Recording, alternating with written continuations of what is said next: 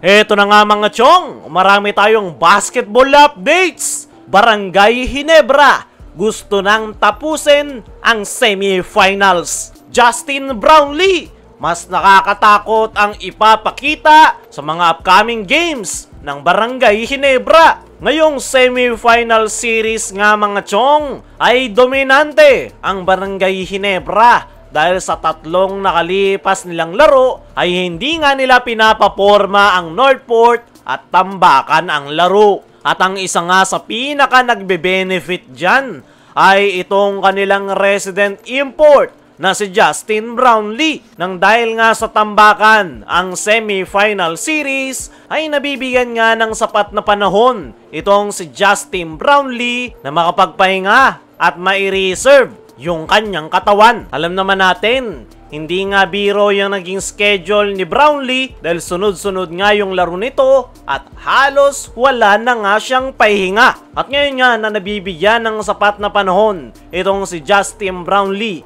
na may recover ang kanyang katawan dahil sa Tambakan ang semi-final series ay expected na mas magiging maganda ang kanyang ipapakitang performance once na pumasok sila ng PBA Finals. At napakagandang sign yan para sa kupunan ni Coach Tim Cone. Dahil yung naging problema nila last conference ay kinapos itong si Justin Brownlee sa finals matapos itong makaramdam ng fatigue. At mukhang yan nga yung gustong iwasan ngayon ni Coach Tim Cone, kaya mina-manage talaga nito ng maayos yung playing time ni Justin Brownlee. Isa pa sa magandang sign para sa kupunan ni Coach Tim ay nagagawa ngang mag-step up ng mga local players. Nandyan itong sila Troy Rosario na consistent ang ipinapakitang performance at alam na nga nito yung kanyang role sa triangle offense. More on weak side at dunker spot pumepwesto itong si Troy para mag-abang ng pasa. Nandyan nga rin itong si Jamie Malonzo na naaasahan ni Coach Tim sa opensa,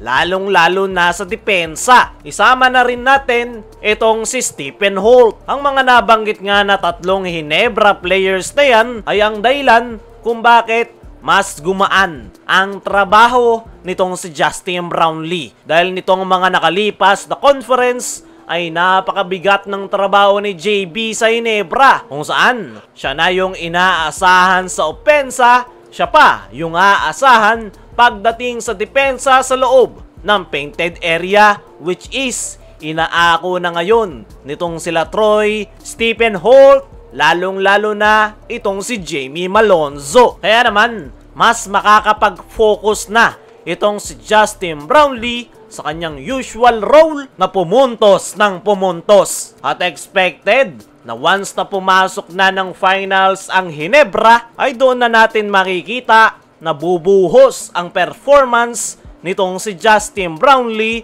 para sa kanyang koponan. Ayon nga mismo kay Coach Tim, ay ang focus daw talaga nila ngayong semifinals ay i-manage yung playing time ng kanyang mga key players na naglaro sa ating national team. At masaya nga itong si Coach Tim Cone na nagagawang mag-step up ng mga local players dahil nabibigyan nga raw nila ng quality rest si Justin Brownlee. Dumako naman tayo dito sa kabilang balita.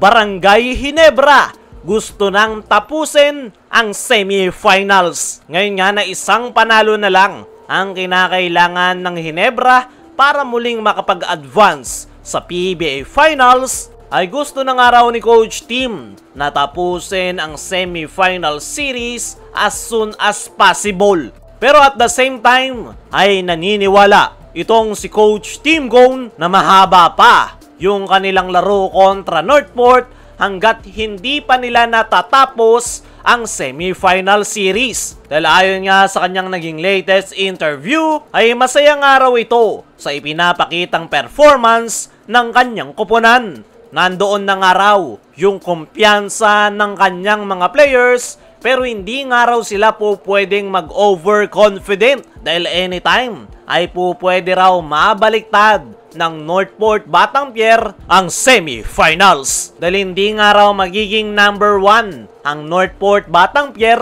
nang wala lang. Kaya naman, hindi nga raw po pwedeng ibaba ng Ginebra yung kanilang depensa at kinakailangan nga raw nilang manatiling consistent at ipagpatuloy yung kanilang ipinapakitang magandang opensa at depensa. So ngayon ay ine-expect nga nitong si Coach Tim na mas gigil ang Northport Batangier sa darating na Game 4. At yan nga raw, yung kinakailangan nilang paghandaan. Para sa akin mga chong, ay naniniwala ko na kayang isweep ng Ginebra ang Northport Batangier.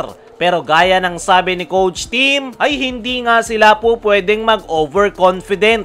Kaya naman nila talagang talunin ang Northport, pero naniniguro nga lang itong si Coach Tim at isang magandang mindset nga yan para sa isang head coach para manatiling gutom yung kanyang mga players at bilang respeto na rin sa kalaban nilang kupunan. Kaya mga chong, ano ang masasabi nyo na hindi pa nagkakampante si Coach Tim? Ngayong isang panalo na lang ang kanilang kinakailangan. Ano rin yung masasabi nyo na nakapagpapahinga si Justin Brownlee? I-comment mo lang dyan sa ibaba.